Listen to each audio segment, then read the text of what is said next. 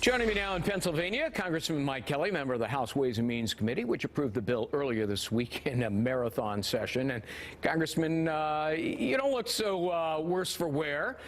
Congratulations on getting that through. But it looks like President Trump's role here is, he's kind of working behind the scenes, trying to prod reluctant lawmakers. In the meantime, Republican leaders in Congress, such as yourself, White House advisors, are hammering out the details. Is that a good approach? Sure, I think it's a good approach. I'm from the private sector also, and I never thought that hours on the job were supposed to be contained to say, oh, you just can't go longer. So I think both committees work very long and very hard because that's what we're supposed to do. But where we are right now today, the president will get involved in it. If you look at the president's past, he says this is a strong businessman, very successful businessman. Also wrote a book called The Art of the Deal. And it's hard for me, and my friends I'm conservative, but there's some folks that no matter what we do, it's just not going to be conservative enough. I can appreciate that. But to suggest that Mike Pence isn't conservative, that somehow Speaker Ryan's not conservative, and that we haven't done the best job that we can, I think that's a little bit far from where we need to be. But look, Congressman, there are some people within the president's own party, your party, that are, opponents of this. For example, some want to move up the rollback of the Medicaid expansion to next year instead of 2019. Is that doable? Is it negotiable? What about it? Do you know what?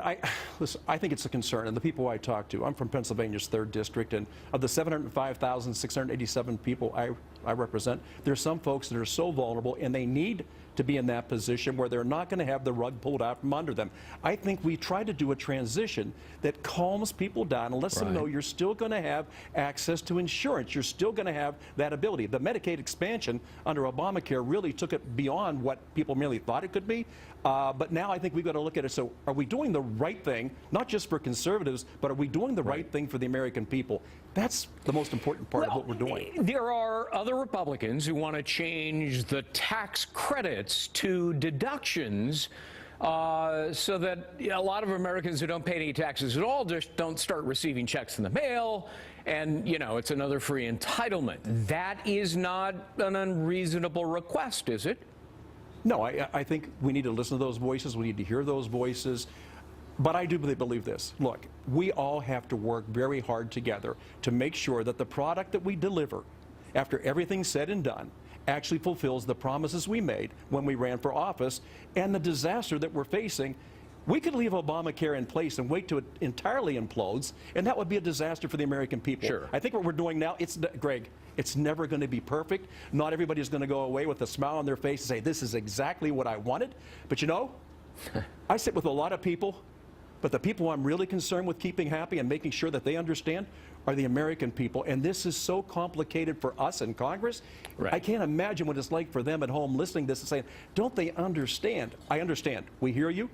President Trump, Vice President Pence, Speaker Paul Ryan, they're going to work together with all of us to make sure that we present a product that is absolutely acceptable. Well, it's sausage making, which ain't pretty, but it's, it's politics, and that's part of the process. So thank you very much, Representative Mike Kelly of Pennsylvania, for sharing your perspective. Appreciate it.